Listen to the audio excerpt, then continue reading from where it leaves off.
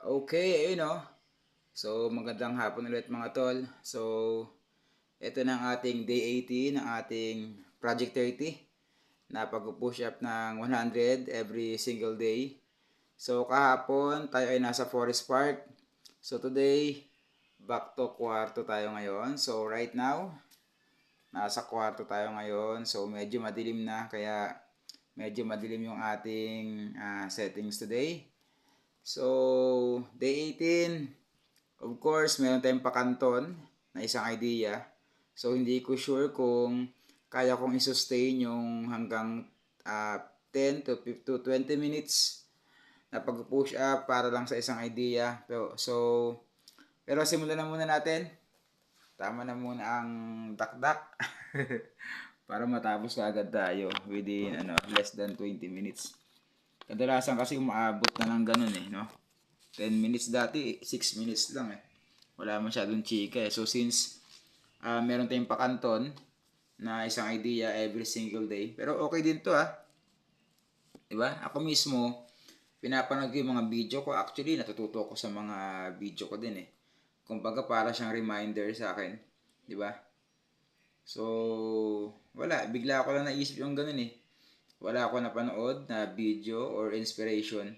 So, naisip ko lang. So, instead na magbilang ng 10 as rest, so why not mag-share ako ng idea, no? Pakanton, kumbaga. Diba? So, of course, wala na tayo diyang nakareding papel, tsaka ballpen. So, try natin. Kung kaya, kung hindi, di balik natin. So, day 18, konti na lang. 12 days na lang, no? Makakompleto na natin yung ating tawag dito, ating Project 30. So, after ng 30 days, so, continue pa rin tayo sa pag-push up. Gawin siguro natin 101. Lagi lang ganon. Consistent lang. So, pero, baka di ko na i-upload, no? Tuloy-tuloy lang ako pero di ko na siya i-upload kasi ang purpose naman talaga ng YouTube channel ko is mag-upload ng mga stuff regarding trading, no? Stock market trading. So, ginawa ko lang tong Project 30 na maging consistent sa loob ng 30 days at in-upload ko rin sa aking YouTube channel para just to track the record, no? Para ma-monitor ko rin kung yung progress. Kasi kapag hindi ko siya trinak, di ba? Parang minsan mawawala sa isip ko. So after ng 30 days, siguro try ko mag-vlog every single day ng stock market kahit ilang minutes lang. So after 30 days, yun lang yun, no? Tapos na tayo. So let's start with 10 muna. 1 2 3 4 5 6 7 8 9 10. Okay. Okay, nakaka-10 na tayo. So, ayan. Habang nagkapahinga ng konti, so first pa lang, so 1 pa lang. Habang nagkapahinga, sit muna tayo. So, ang aking pakanton today na idea ay laging may lesson. Ulitin natin, no? So, ang ating pakanton na idea ngayon ay laging may lesson. So, yun muna. So, mamaya, paliwanag natin. Ano ba ibig sabihin ng laging may lesson, di ba? So, ganun talaga. Sa buhay, laging may lesson. So, pag 20. 1, 2, 3, 4, 5, 6, 7, 8, 9, 10. Okay. 2 equals 20. So, ibig ko sabihin, dun sa idea na yun na laging may lesson, lahat ng experience mo sa buhay, no? It's either good or bad, lagi din may lesson. At ang mahirap dito, di ba? Yung lesson sa buhay, as long as hindi mo siya nasusolusyonan o hindi mo nalilearned, hindi mo natututunan yung lesson doon, it will keeps on repeating, di ba? Paulit-ulit lang mangyari at mangyari pa rin sa'yo. Halimbawa, nabaon ka sa utang or kahit hindi siguro nabaon, no? Nagkautang ka. And then, kapag yung lesson yun, di ba? Lesson sa yun, nagkautang ka eh. No? Nabaon ka sa utang. So, kapag hindi mo natutunan yung lesson doon, mauulit at mauulit yung cycle. Ganun pa rin, no? Magkakautang at magkakautang ka doon. Di ba? So, ang dapat nang gawin mo doon, mag-value ka ng time, mag-reflect ka. Di ba? Pag-isipan mo kung bakit ka ba nabaon sa utang. Baka naman masyado ka naging magastos. Di ba? So, ganun. So, sa buhay, lagi may lesson. So, yun muna. Example natin, no? Kapag nabaon ka sa utang, try mo muna mag-reflect, no? Try mo ano ba yung lesson na tinuturo sa'yo dun. Yung nung experience na yun. So, mamaya, try pa natin, as usual, try to expound, di ba? Palawakin natin para mas maintindihan ng ating mga dalawang viewers. Yung asawa ko, tsaka yung anak ko, di ba? Ay, nako. 20, no? Pang 30 pa lang to. Ay. Okay. 1, 2, 3, 4, 5, 6, 7, 8, 9, 10. Okay. So, 30 ay 3 equals 30 kasi isang set ay laging 100 100 tuloy. So, 10 reps. So, yun. Laging may lesson. Ganon din naman, di ba, kahit sa school. Kapag yung lesson hindi mo na-gets, hindi mo na-learn, hindi mo natutunan, di ba, babagsak ka. Di ba, babagsak ka. Or, mauulit at maulit yung ganong pangyayari. Di ba? Alam naman natin yan eh. Laging ganon. Masaklap pag sa school, di ba? Hindi mo na nga natutunan yung lesson. Pinakamasaklap doon, bumagsak ka, di ba? Yung pinakamahirap doon. So, ang pinakamadali kasi example ito lagi yung pera, no? Pagdating doon sa utang, di ba? Kasi ba't ka nga ba ulit nagka-utang, di ba? Hindi kasi pwedeng patay mali siya ka lang dun eh. So, pwede mong gawin, katulad ng sinabi ko kanina, mag-reflect ka. Ba't ka nga ba nagka-utang? So, okay lang magka-utang. Let's say, talaga may emergency na nangyari and then it so happen na wala kang pera during that time, hindi mo siya napagandaan kasi nga emergency. Di ba? Hindi mo napagandaan. So try to think of ways na hindi na maulit yung lesson na yun. Let's say, pwedeng mag-ipon ka. Di ba? Pwede kang gumawa ng side hustle o mag-isip ng side hustle that will boost your income. Basta parang ganon ang gusto ko ipunto dun. Sa buhay, yung lesson, di ba? Hirap mag-explain. No? Yung lesson, no? As long as hindi mo siya natututunan, paulit-ulit lang na mangyayari sa yun. So, mamaya, punta naman tayo. Actually, pera pa rin to, no? Sa trading. So, since medyo may experience na ako sa trading, so mamaya, explain ko yung mga lesson learned ko ron na hanggang ngayon, kapag hindi ko ginagawa yon, paulit-ulit lang. So, pang 40 muna natin to. Tapusin muna natin bago natin tuloy ang ating chika. So, yun. Sa push-up, ano ba lesson dito? Masakit, no? Kapag marami na. 1, yun. 2. Sakit to. 2. 3, 4, 5. 5 lang. Sumasakit kasi dito kami minsan yan. Yan. So, 45 pa lang. So, okay lang. So, hindi ko alam kung kaya pa mag-15 na ito. So, pilitin natin kahit pa isa-isa. So, 45. Anyway, balik tayo dun sa sinasabi ko kanina. Diba? Let's say actually sa since stock market ako, no? So, baka doon ang isi-share ko. So, stock market, may mga sineset ako doon rules, di ba? Like, for example, sa rule, di ko alam kung anong pang ilang rule yun, no? Isa sa mga rule ko doon is, bibili ako ng isang stock, and then after nyan, kapag nag-gain, o nag-profit ng 1%, so dapat ibibenta ko na siya. Kasi, ang aking trading rules ay, kapag 1% trading strategy, yung aking strategy. 1% trading strategy. Sa madaling sabi, kapag yung stock na binili ko, nag-gain ng 1% o nag-profit ng 1%, di ba? Ibebenta ko na siya.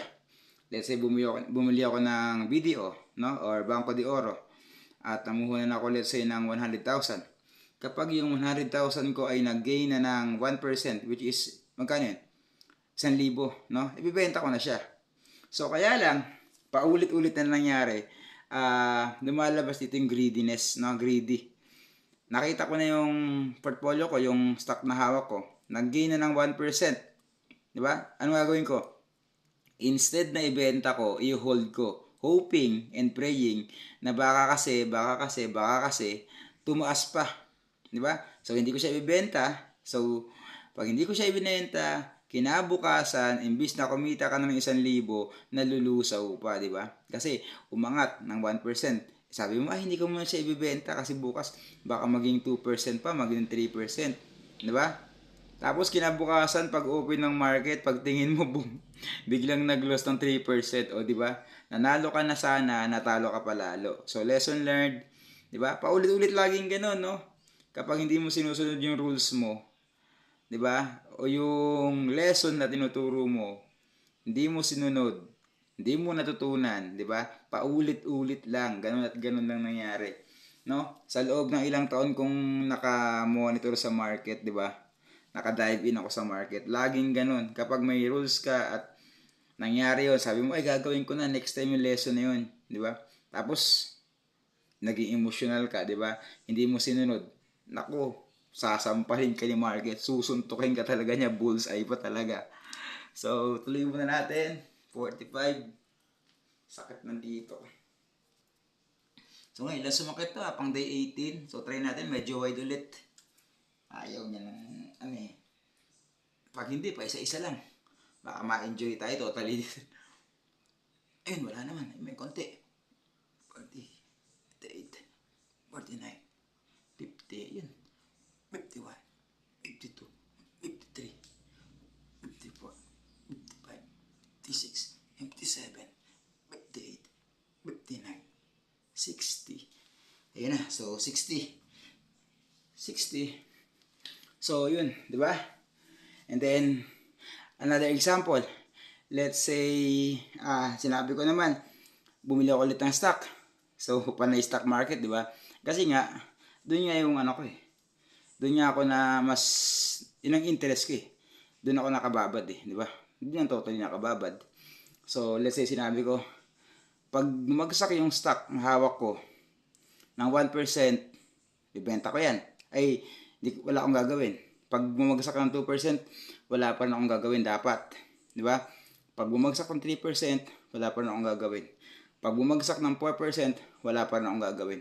Pero kapag yung stock na hawak ko, bumagsak na siya ng 5%, that's the only time na bibili ulit ako.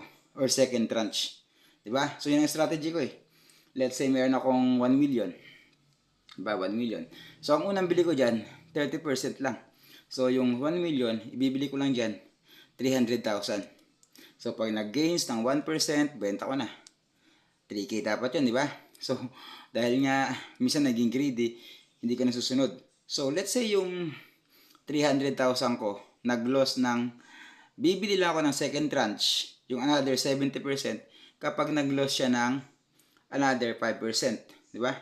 So, dapat ganun yung rules. Bibili ka lang ng second tranche, o ibibili mo yung another 70% ng iyong kabuang cash kapag nag-loss yung hawak mo na account or stock ng 5%. Kasi pag 5% yung loss mo, tapos bumili ka pa ng another 70%, kumbaga mag-average down. Yung negative 5% mo, kapag bumili ka ng another 70% ng iyong cash, bababa yung iyong negative, yung loss in profit, in percentage. Imbis na 5%, baka bumabot na lang yun ng 2%, mahigit 2%, di ba? Mas madali nang habulin kaysa from 5% para mag-gains. So, yun yung rule ko, pangalawa. So, kapag nag-loss ng 5%, that's the only time na bibili ako ng another 70%.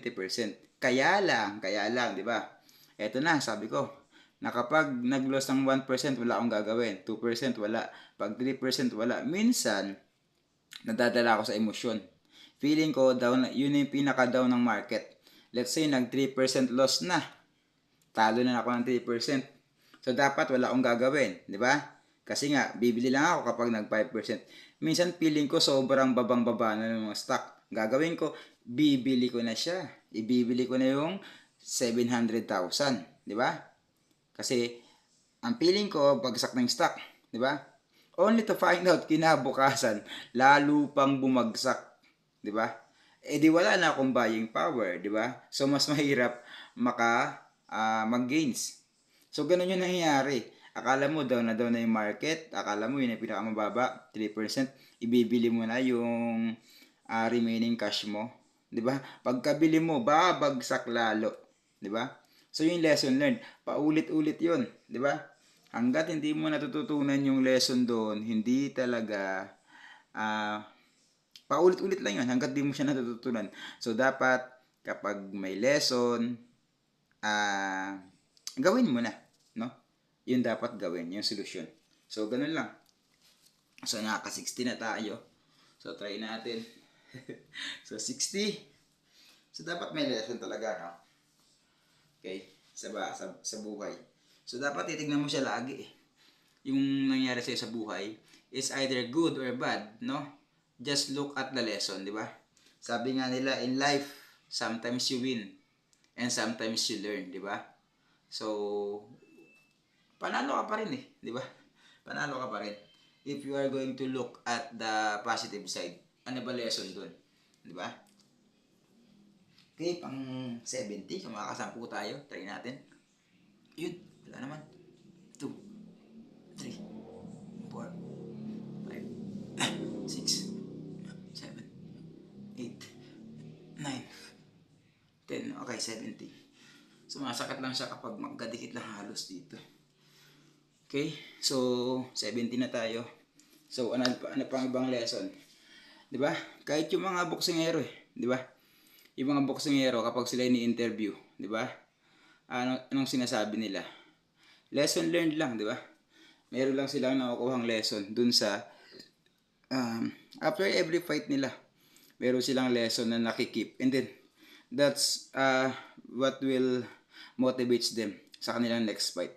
Laging may lesson. So, ang punto ko rito, kung ano man yung pinagdadaanan mo sa buhay, it's either good or bad. I-cherish mo yun, yung moment na yun, and then take the lesson from it. Kunin mo yung lesson na itinuturo sa'yo nung experience na yun, yung pangyayari na yun sa buhay mo. So, ganun mo lang siya dapat titignan. Lagi dun may lesson. Diba? So, 70. Whew. Actually, kanina pa ako bago pa ako mag-workout dito, mag-push up. 'Di ba? Mga almost 1 hour na ako nasa garahe. Nagda-dumbbell na ako doon, jumping rope, tas abs workout. And then squats, dumbbell. So, dapat doon ako mag-film, kaya lang madilim na. So, I decided na dito lang sa kwarto. So, kanina pa ako pabis. So, yun. 70. Diba?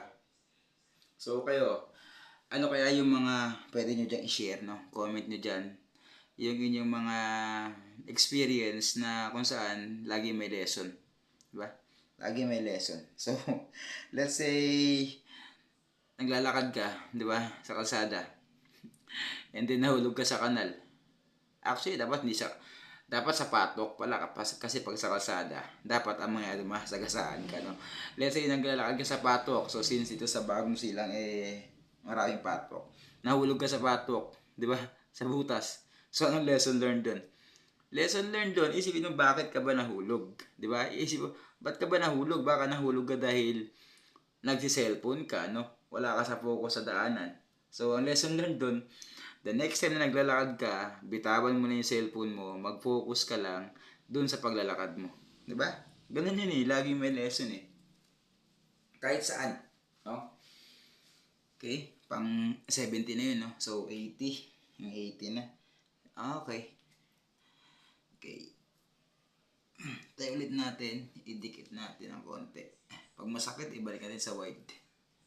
Ko alam paano to. Ano, hindi kahit pag nag-gym ako eh.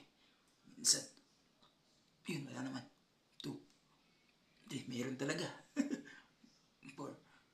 5, 6, 7, 8, 9, 10, 80. So, last 2. So, katulad na ito, itong ginagawa ko na pagbibideo dito sa YouTube, di ba? So, 30-day challenge. So, anong lesson dito? So, lesson dito, ibig sabihin, kaya ko pala maging consistent, di ba? Kaya ko maging consistent na every single day mag-push up ng 100. So, yun nga lang, di ba? Kailangan talaga committed ka rin dun sa tawag dito, dun sa sinet mo na goal. Tsaka katulad nito, parang nakakaya kasi na-upload ko na, nasabi ko na finish what you begin, di ba? Natapusin ko kung ano nasimulan ko. So since naka-upload siya sa YouTube, nakakaya na hindi ko ituloy. So kailangan ko siya itapusin. So since day 18 na, so 12 days na lang. So after that, wala na kayo makitang video regarding push-up. So yun lang yun. Tinapos ko yung day 30, pero kahit di siya naka-video, gagawin ko pa rin siya continuously hanggang next year, di ba? Everyday lang 100 lang 100. Siguro lalag ko na lang sa notebook. Tapos and then lahat na ng video ko dito regarding trading, stock market, financial. So kasi yun naman talaga ang purpose ng tawag dito ng aking YouTube channel. So gusto ko kasi matrack na one of these days, di ba? Nangangarap tayo na dumating isang araw, magkaroon tayo ng puhunan na 1 million at kumita tayo ng 50k per month every month, no? Minimum yun, 50k per month doing stock trading. So yun yung ating mission talaga dito. Magkaroon ng 1 million na puhunan sa stock market at kumita ng 50k per month doing stock trading using 1% trading strategy. So 80. So, init.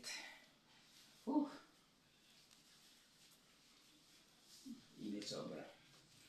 So, maghuhubad sana, kaya nakakaya.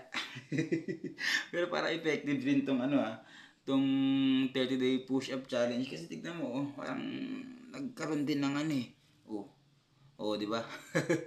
Nagkalaman-laman din, Kahit pa-chamba-chamba lang, di ba? Nagkaroon din ng form eh. Parang makalaki din ang konting braso ko eh. Braso ba o ano yan. So yun.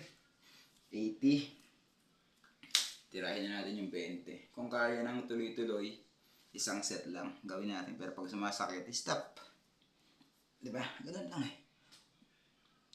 1, 2, 3, 4, 5, 6, 7, 8, 9, 10, 11, 12, 13, 14, 15, 95. So 95. So last 5. Pero gagawin natin 6, di ba? Para may bonus. Sarap sa buhay kasi lagi may bonus, So regarding a bonus, today is November 10. So 5 days na lang, may parating tayong blessings. So yun, So today is Sunday. So meron tayong tawag dito, tropical storm. Actually signal number 1 na sa Metro Manila. So dapat cancel na lahat ng automatic cancel na ang elementary yata. Ba't yata? Tsaka high school. Kapag signal number 1. Pero may po si Mayor Along Malapitan na parang waiting daw, di ba? So ganun. So let's see bukas na kung may pasok ba tayo o wala. So sana, hindi naman natin pinapag-pray na walang pasok. Kasi okay din naman may pasok para sa akin, Dahil di naman tayo tamad. So, ang pray ko lang na sana kung darating man yung bagyo, sana wag masyadong malakas. At sana maging okay yung bahay namin dito kasi pag sobrang lakas nakakatakot din. Diba? Pero syempre, ang pinaka-affected dito is yung mga talagang nasa epicenter nung bagyo. Pero Sa Caloocan, di naman ganun bahalang dito. So since puro basura na rin, no? Wala tayong magagawa doon. Huwag tayong magpaka-epoke ito dahil minsan, di ba? Contributor din tayo ng mga basura dito sa sa mundo, di ba? So yun lang. So yun, nakakatakot din kapag sobrang lakas ng bagyo. So I hope na yung bagyo mag-relax lang muna siya kasi sunod-sunod eh. Di ba? Kawawa din yung mga nasalanta, kumbaga. Nasa recovery period pa lang sila tapos may kasunod din naman. Di ko alam kung nakaka-recover pa ba sila o ano. Basta. Okay, 95 na, no? 1, 2, 3, 4, 5. Okay, 6. Okay, we're done with our day 18 na may kasama pang pakanton, na ang ating pakanton today ay laging may lesson. So ulit mga tol, sa mga may pinagdadaanan dyan, daanan mo lang, di ba? Huwag mong tambayan. So yun lang. So kung ano man, kung meron kang experience dyan o nasa sitwasyon ka ngayon na hindi totally goods, hindi totally okay, so get the lesson from that. And then that's it. Wag mo nang gawin. Matuto ka na sa lesson mo para hindi na maulit. So yun muna mga tol. So ciao. Bye-bye.